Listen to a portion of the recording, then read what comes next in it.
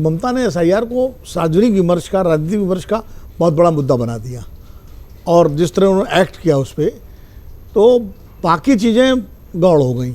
और जदीद ने एक बड़ी अच्छी जानकारी दी जो मेरी भी, जिसकी मैं पुष्टि करता हूँ, कि जिस दिन एसआईआर की घोषणा हुई थी बंगाल में कराने की, ममता बनर्जी ने अपनी पार्टी को तभी सक्रिय कर दिया था और बिहार से उन्होंने सबक ले लिया था कि एसआईआर का विरोध करते हुए भी एसआईआर के साथ पूरा सहयोग करते हुए अपने वोटों को ज़्यादा से ज़्यादा मतदाता सूची में बने रहने देना है और दूसरे के वोट कटें इसकी व्यवस्था करनी है। 200 बीएलए तो उन्होंने लगा दिए थे जिस दिन घोषणा हुई उसी वही दिन मैं कह रहा मार्केट में जाओ। हूँ, मैं वही कह रहा हूँ कि उन्होंने पहले दिन से ही तृणमूल कांग्रेस ने ये अपनी तैयारी कर ली थी और उन्होंने एक तरफ तो प्रकट रूप से उन्होंने, उनके नेताओं ने, उनके सांसदों ने एसआईआर के मुद्दे पर खूब चुनाव आयोग को घेरा और ममता जी सुप्रीम कोर्ट भी आ गई, उनके सांसद चुनाव आयोग तक प्रदर्शन करने चले गए, सब सारा हुआ।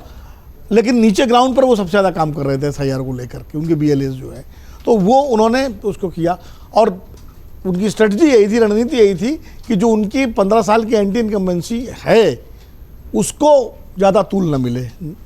दूसरी बात यह है कि ममता बनर्जी का कनेक्ट जो है, जो आम, देखिए हम बार बार कई बार चीज़ों को अपने हिसाब से हम सभी विश्लेषण करते हैं।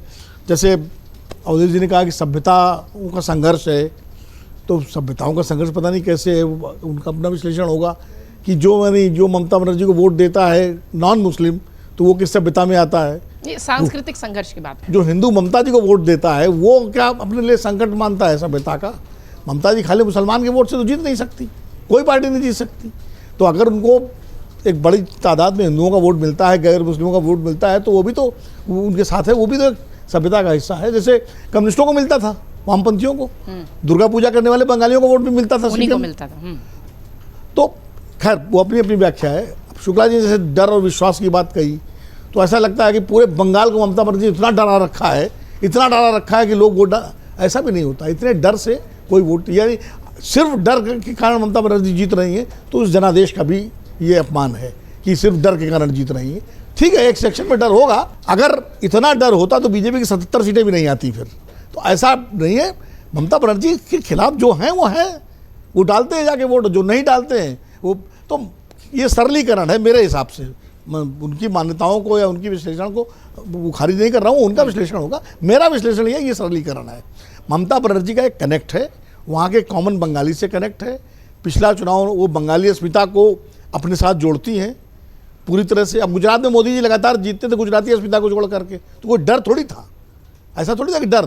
कांग्रेस का 38% 36% वोट था और बीजेपी को 49% वोट मिलता था, तो वोट मिलता था उनको भाई।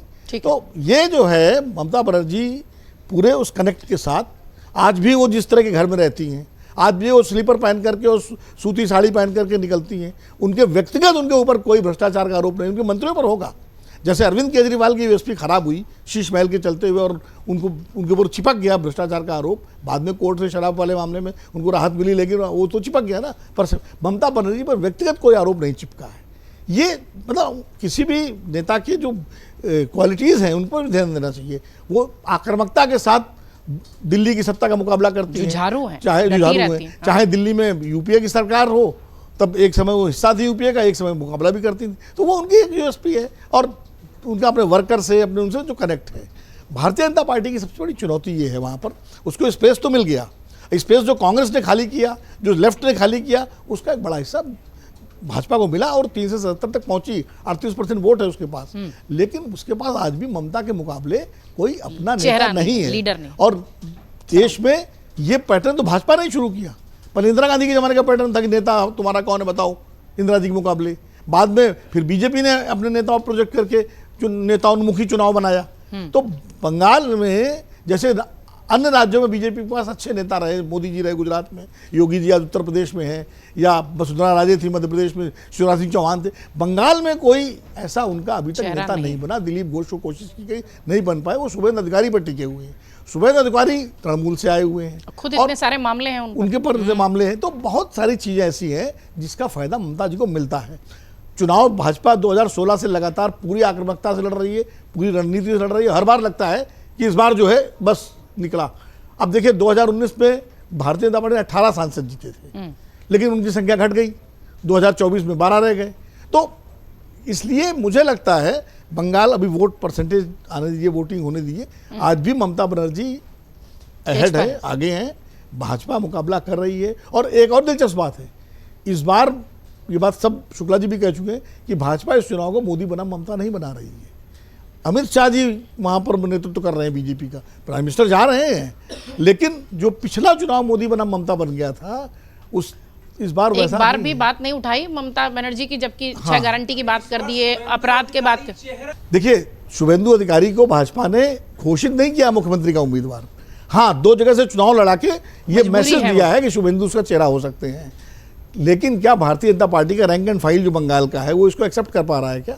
और क्या शुभेंदु और ममता की जब तुलना होगी तो उसमें शुभेंदु अधिकारी अक्रॉस बंगाल की मैं बात कर रहा हूँ, उसमें ममता से आगे ज़्यादा बेहतर साबित होंगे? बहुत सारे प्रश्न हैं जो चुनाव में उठेंगे, लेकिन एसआईआर के मुद्दे को ममता बनर्जी ने काफ़ी हद तक अपने पक्ष में बना लिया। अगर आप ये वीडियो YouTube पर देख रहे हैं तो हमारे चैनल को सब्सक्राइब कर बेल आइकन दबाएं, और Facebook पर देख रहे हैं तो हमारे पेज को लाइक करें।